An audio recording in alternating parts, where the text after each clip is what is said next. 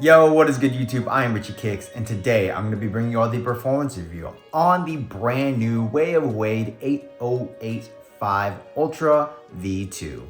Before we get started, if you all enjoy sneaker content just like this, please do me a favor, hit that subscribe button down below, and also hit that bell notification button so you never miss another video just like this one.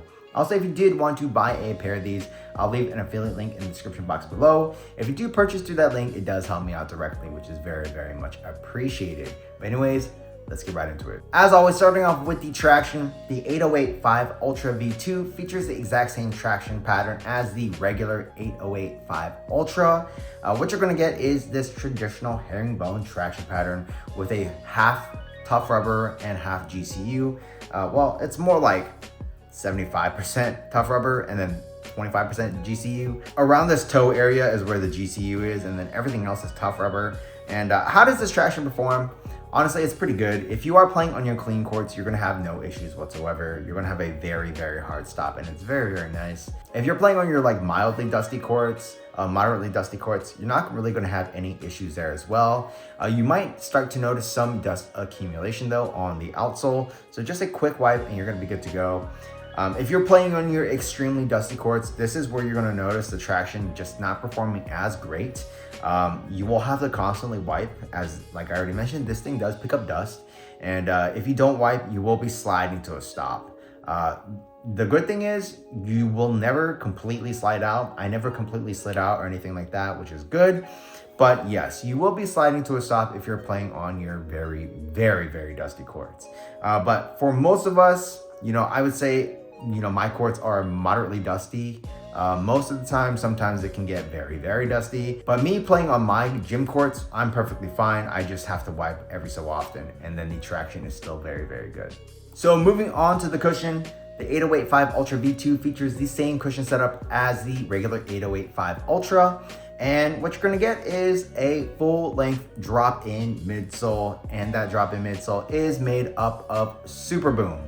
And Super Boom, if you all have not heard of Super Boom before or seen my previous videos on Super Boom, it is a very, very nice cushion setup. It's super bouncy, very springy, very comfortable. You have a lot of impact protection.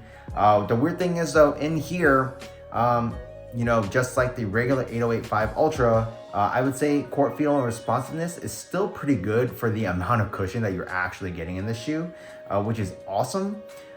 So yeah, I mean, I still felt plenty quick. Obviously, it's not gonna have the best responsiveness and court feel because that's just not what Super Boom is meant for. But yes, overall, very, very comfortable, very fun cushion setup to play in. So yeah, Super Boom is very, very nice. It was great in the regular 8085 Ultra, and it's no different in this version. So moving on to the materials, this is where the 8085 Ultra V2 differs very, very heavily from the 8085 Ultra V1, I guess, if you want to call it that. The V1 version featured like an engineered mesh upper with some like other overlays, whereas this version features like this textile upper with a lot of fuse overlays. And what you're gonna get out of this shoe is definitely a lot more structure. This thing is way more durable. It is noticeably stiffer, and not in a bad way or anything. It still feels pretty good on foot. One thing I will say though is because there's like so much fuse in here, I will notice that sometimes when I'm taking a step, you can kind of feel the materials bending around where your, I guess like pinky toe area is. And I can feel the material kind of digging into my foot sometimes. So that's just something to note that's different from, the V2 compared to the V1. Yeah, another thing that's different on the V2 is the fact that this lacing system, it is slightly different on the V2. On the V1, you do have like similar loops on here, but it's just attached to like the outer material. Whereas the lacing system on here is still loops, but these loops are actually connected to these like bands that go all the way down into the shoe. So I do think that when you crank down your laces, it is kind of wrapping the material over your foot and just giving you like increased support and lockdown. So yeah, moving to the tongue, you do have like this like textile tongue with some padding. It's not the most padded or anything, but if you do like to crank down your laces, you won't feel the laces digging into the top of your foot, which is nice. Also, the laces on the V2 are different as well. Those are like the major changes from the V2 to V2 to the V1. I guess it is becoming colder now too, so if you want to keep your feet a little bit warmer, this is definitely a less breathable version of the 808 Ultra. So it is going to be warmer, for these colder months. So maybe that's also like another reason why they produce the V2. But yeah, the materials are very, very different from the V1. Whether or not I like the V2 materials better than the V1, I think it really just comes down to personal preference. I could honestly go either way, but yes, the V2 materials are significantly sturdier than the materials on the V1. So moving on to the fit, personally, I am a slightly wide footer and I went true to size, and I still felt pretty good. It is a little bit narrow up in this forefoot area. And like I already mentioned, that pinching pain that comes in from the materials flexing into my foot, I guess is more noticeable, obviously, because I am a slightly wide footer. I think normal footers, narrow footers, if you go true to size, maybe you won't feel that as much as I do. And I think going true to size is probably the best bet for most people anyways. If you have really wide feet, maybe go up a half size, because you will probably experience some pinching or some pressure up in this forefoot area. But besides that, the overall fit of the shoe is good. I didn't have any dead space up in the toe box area. You do have a half booty upper in here, which does give you as close of a one-to-one fit as possible. I already mentioned, but these loops, the upgraded loops, I do think it slightly hugs your foot a little bit better as well.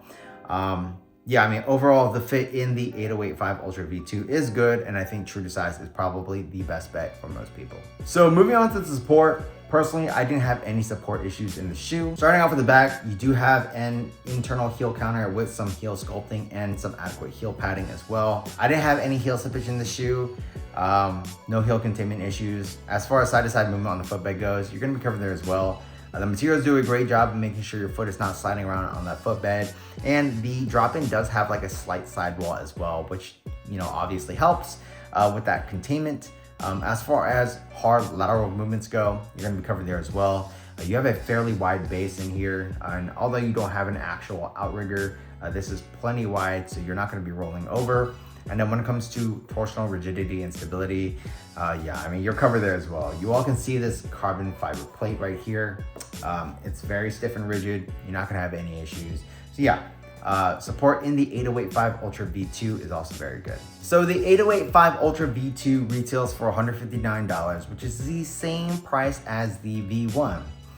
So the real question is this worth the upgrade on the V1 if you already have a pair? I would say probably not. If you don't have any issues with the V1, the V2 isn't going to really solve anything if you obviously have no issues. But what I will say is the V2 does feel, I guess, like slightly more supportive, like very, very slightly, just because the materials are stiffer, they're sturdier, they're definitely more durable. I would say another reason to get the V2 is I actually like the way the V2 looks more than the V1. I just think that the Fuse overlays does give it this like aesthetic appearance that looks really, really cool because of the design. Obviously, different colorways will look even better. But yeah, I mean, the V2 is still a great performer. The V1 is a great performer. I guess another reason you want the V2 is if you are like, I don't know, playing in a very cold area and you want your feet to be a little bit warmer. This is definitely going to keep you warmer because this has way less breathability. So it's going to get hotter in the shoe. But yeah, I mean, for me personally, like I could play in both. Not too much of a difference for me. It really comes down to a personal preference of, I guess, like aesthetics at that point, or just how the materials feel on foot. If you want something lighter, more breathable, go with the V1. If you want something heavier, more sturdy, warmer, then go with the V2. Either way, you can't go wrong. They're both very, very good. If you did want to buy a pair of the V1s or the V2s, I will leave an affiliate link in the description box below. But that's pretty much it for this performance review. If y'all like this video, please do me a favor, hit that subscribe button down below, hit that thumbs up button for me, and leave a comment, as those really do help me out. Check out these videos over here, and that's pretty much it. Until next time, peace.